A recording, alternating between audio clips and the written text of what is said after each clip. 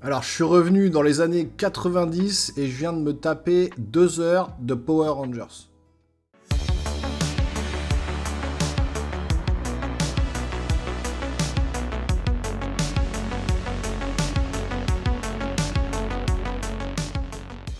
Bonjour les amis, je reviens à peine de la séance du film Blue Beetle et donc je vais vous donner mon avis à chaud, ma critique à chaud de ce film-là. Et c'est compliqué, franchement, je sais pas par quoi commencer. Vous l'avez vu dans l'introduction, quand je vous dis que j'ai l'impression d'avoir passé 2 heures devant un Power Rangers, c'est un peu la sensation vraiment globale du film me concernant. J'avais l'impression d'être retourné dans les années 90, du temps des Power Rangers, tout ça, quand j'étais môme, que j'avais 10 ans, avec des costumes kitsch, des dialogues kitsch, des méchants kitsch, des gentils kitsch. Et ben voilà, j'étais dans le domaine du kitsch. J'aurais même pu noter ma miniature kitsch. J'ai hésité entre Power Rangers et kitsch. Mais j'aurais pu mettre le kitsch Power Rangers, quoi. Mais franchement, ouais, j'ai l'impression d'être vraiment dans cet esprit-là, dans un esprit de Power Rangers 2.0. Et donc, c'est pas très folichon. Alors, effectivement, adieu Zack Snyder, définitivement, on est aux antipodes, on est à l'opposé des idées de Snyder et de la vision de Snyder, pour le coup.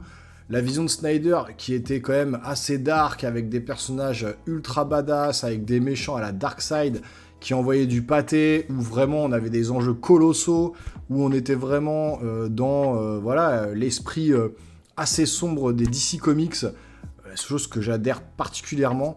Et ben là, oubliez tout ça, on est dans la couleur, on est dans le flashy, on est dans de la musique, en plus type vraiment années 90, synthétiseur. On se retrouve avec vraiment cette ambiance des années 90. Alors, ça plaira peut-être à certains de se retrouver dans cette ambiance-là. On retombe un peu dans les films de super-héros, les débuts des films de super-héros. Et encore, je suis gentil parce que quand le Spider-Man de Sam Raimi est sorti, voilà, c'était nouveau et il y avait cette patte Sam Raimi et voilà, c'est resté dans la tête de tout le monde. C'est pour moi les meilleures trilogies, c'est les premières trilogies de Spider-Man. Donc, comparer ça à Spider-Man, ça serait un peu abusé, parce que Spider-Man reste quand même au-dessus. Mais là, on est vraiment sur un côté film années 90, avec, voilà, comme je vous dis, des touches de musique vraiment à la synthétiseur, avec des musiques des années 90. Donc j'avais l'impression d'être genre en Jean-Michel Jarre, en mode vraiment... un comeback dans Back to the Future, quoi. Vraiment, on retourne dans le passé et puis on revit tout ça.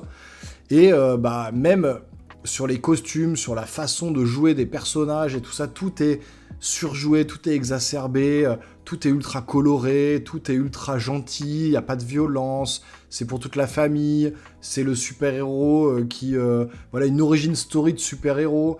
Alors, ce qui est étonnant, c'est ça, c'est qu'on veut rebooter le DCU, mais en fait, ce film-là est complètement à part, quoi. On veut nous refaire une origin story, comme si on repartait sur le début d'une nouvelle ère de super-héros, sauf que ce film-là fait toujours partie, vraisemblablement, du Snyderverse. Tout sera effacé quand il y aura Aquaman 2 et qu'on repartira sur le Superman Legacy. Donc ce film-là est complètement à l'opposé de la vision Snyder, mais on nous le sort quand même dans l'univers Snyder. Après un Flash catastrophique où les effets spéciaux étaient dégueulasses, j'ai jamais vu des effets spéciaux aussi pourris que dans un film comme Flash, là quand même ça rehausse le niveau. Les effets spéciaux sont quand même de bonne facture, c'est bien, c'est bon. Ça fait le job, il n'y a pas de problème. Mais c'est la façon de réaliser, la façon de filmer. On a vraiment l'impression, je vous dis, d'être dans un truc assez kitsch, où les personnages vont en faire beaucoup. Alors on est dans une famille avec cette fois une famille de Mexicains, donc on va donner la part belle à une famille latino. Donc voilà, c'est pas dérangeant, il n'y a pas de wokisme, parce que ce personnage-là, personne ne le connaît, Blue Beetle, tout le monde s'en fout un peu. Franchement, c'est un personnage des années 40, qu'ils ont remis au goût du jour 2-3 fois, donc on est sur la 3e ou 4e itération du personnage, qui est beaucoup plus moderne maintenant. On donne sa chance à une famille latino, voilà, à des acteurs aussi voilà, espagnols, mexicains, donc pourquoi pas, sauf que la famille de Jamie, là, du héros principal, ils sont juste insupportables. ils en font trop, et cabron, et machin, ça parle avec des accents et tout. Alors j'étais le voir en français, c'est des cabron dans tous les sens, des trucs, ça sort des mots mexicains toutes les 5 minutes, ça parle en mexicain, c'est hyper exacerbé, accentué. La famille est juste insupportable, ils sont toujours en train de hurler, de rigoler, de sortir des blagues à 2 balles. Enfin, ça fatigue le cerveau au bout d'un moment. Et on sent qu'il y a une volonté de bien faire, de vouloir amener un personnage qui est quand même assez badass, parce que Blue Beetle, quand on le voit à l'écran, voilà, le Jamie, le pitch, hein, c'est une grosse multinationale dans l'armement, un peu à la Stark Industries d'ailleurs, ça s'appelle Machin Industries, je sais même plus le nom. Donc on est vraiment sur ce côté Stark Industries, et puis qui veulent développer des armes, de l'armement, alors ça sera les gros méchants du film, et puis il y a une jeune fille qui va sortir le scarabée de cette société, de cette voilà, de société d'armement, et qui va la confier au jeune Jamie, comme on voit dans les trailers, hein, il n'y a pas de spoil dans cette critique, ne vous inquiétez pas. Enfin, il n'y aura pas de spoil majeur, en tout cas, je vais vraiment rester très sommaire. Et le scarabée va le choisir pour intégrer son corps et devenir le Blue Beetle, le scarabée bleu, avec des pouvoirs voilà, démesurés, une énergie démesurée, un scarabée qui vient vraisemblablement d'une technologie extraterrestre, et il va devoir apprivoiser cette technologie, et donc on est vraiment on a l'impression que c'est vraiment une armure à la Iron Man, couplée à une origin story à la Spider-Man. Donc on est vraiment sur un Iron Spider un petit peu, avec des pouvoirs démesurés plus que encore Iron Man, avec un gamin qui se cherche, qui voilà, veut protéger sa famille. Il y a vraiment ce message de la famille c'est le plus important, il faut s'entraider dans la famille. Donc effectivement, ces valeurs-là, ça me parle aussi, hein. La famille, c'est vraiment tout ce qui compte, hein. Vos enfants, votre femme, vos parents. Donc il y a tout ce message-là qui est abordé dans le film, mais c'est un peu trop exacerbé, un peu trop kitsch. Voilà, pas hyper bien joué non plus. L'acteur principal joue bien la comédie, mais c'est pas non plus la folie. La réalisation, elle est bonne, voilà, l'action est bien lisible, on voit bien ce qui se passe à l'écran, il n'y a pas de problème. Mais, et encore une fois, il y a très peu d'action, on part sur un début de film qui dure plus d'une demi-heure pour mettre en place les choses, mais on s'ennuie un petit peu. Au final, quand le Blue Beetle arrive, voilà, on est exactement comme quand Iron Man, dans le premier Iron Man, essaye son armure et arrive pas trop à la contrôler, avant vraiment de pouvoir prendre les commandes. On est exactement pareil, limite plan pour plan dans ce film-là, avec le costume donc, de Blue Beetle. Le méchant du film, où il y a la méchante, le méchant, il y a plusieurs antagonistes. Il y en a un qui fait vraiment beaucoup penser à l'ennemi de Iron Man dans le premier Iron Man, mais en moins bien fait, quoi. Donc on a l'impression de revenir 20 ans, 30 ans en arrière sur des films en fait qu'on voyait sur M6 ou des films de série B ou des Power Rangers, je vous jure vraiment, ça fait penser un peu à ça. Où oui, je suis le méchant, toi tu es le gentil, et tu dois empêcher la multinationale de créer ses armes destructrices. Enfin, on est vraiment sur un pitch très bateau. Il n'y a pas d'enjeux colossaux.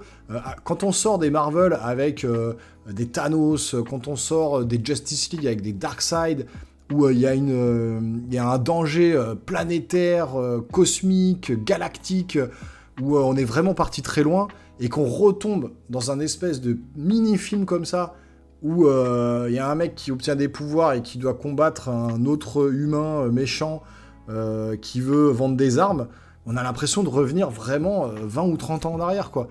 Et de nos jours, avec tout ce qu'ils nous ont pondu en film de super-héros, on peut pas revenir aux bases comme ça, on peut pas faire un retour dans les années 90, nous pondre un film à la Power Rangers et nous dire, voilà, ça c'est l'avenir du DC Universe. Non, ça marche pas. Il y avait quelque chose, il y avait un potentiel vraiment. Clairement, il y avait un truc à faire avec ce Blue Beetle, parce qu'il est quand même classe, hein. Je veux dire, son costume, c'est son armement, sa façon de bouger, même sa façon de combattre, la façon dont il bouge. On le voit dans le trailer quand il sort une épée et qu'il glisse par terre en faisant un mouvement. On a vraiment l'impression que c'est force bleue, force rouge. Enfin, vraiment, on a l'impression qu'il surjoue ses mouvements pour vraiment faire Bioman, Power Rangers. Ça, il manque plus que Blue Beetle rose, Blue Beetle vert, Blue Beetle rouge, et on serait sur une famille Blue Beetle en mode, voilà, comme les Shazam, quoi. Donc franchement, ouais, je suis déçu. Il y avait franchement un potentiel, il y avait un truc à faire de ce film-là. ça devait sortir en série ou ça devait sortir en direct sur une plateforme de streaming. Finalement, ils en ont fait un film au cinéma de plus de 2 heures. Alors avec une scène post-générique, je vous la spoilerai pas, vous irez voir si vous avez envie de voir ce film. Il y a une scène post-générique qui amène, on sait pas trop vers quoi ça va amener, parce que normalement c'est censé être rebooté. Donc encore une fois, je comprends rien à DC Universe, je comprends rien à ce que James Gunn veut faire. Il nous dit que ça va être effacé, mais en même temps il nous pond une scène post-générique qui annonce vraisemblablement peut-être une suite. Enfin voilà, c'est pas très clair, on comprend pas grand-chose. Voilà, l'action est pas trop mal, mais il y en a très peu. Le combat final, il est bon, mais voilà, c'est du truc qu'on a vu 1000 fois. Franchement, ça révolutionne rien du tout. Bon, franchement, Blue Beetle, voilà, Power Rangers 2.0, c'est tout ce que j'ai à vous dire. Vivement qu'ils effacent tout ça et qu'ils recommencent, mais là, ça commence à patauger dans la semoule. Moi, je sais pas où ils veulent en venir. Dites-moi dans les commentaires, franchement, ce que vous en pensez, si vous avez vu le film, si vous comptez aller le voir, ou si vous êtes fan de DC Universe, que vous comprenez un peu ce qui est en train de se tramer, vers où on va. Franchement, moi, j'en sais rien. Le film, il est bon sans être mauvais, donc vous ferez votre propre avis. Moi, clairement, j'ai été déçu. Je me suis un peu ennuyé. J'ai pas passé un mauvais moment non plus, mais voilà, c'est un film que on l'a vu, on l'oublie. Voilà, ça ira pas plus loin que ça. Donc voilà, écoutez, dites-moi en commentaire ce que vous en avez pensé. Abonnez-vous à la chaîne. Activez la petite cloche pour pas manquer, pour ne rien manquer des futures vidéos à venir, parce qu'il y en a d'autres qui viendront sur la chaîne. Lâchez des pouces en l'air, ça donne de la force et ça aide concrètement la chaîne à avancer droit vers les 2000 abonnés. On est déjà 1500, donc allez, on fonce vers les 2000 abonnés, je compte sur vous. En tout cas, voilà, on se revoit très bientôt sur une nouvelle vidéo. Portez-vous bien les geeks, ciao ciao.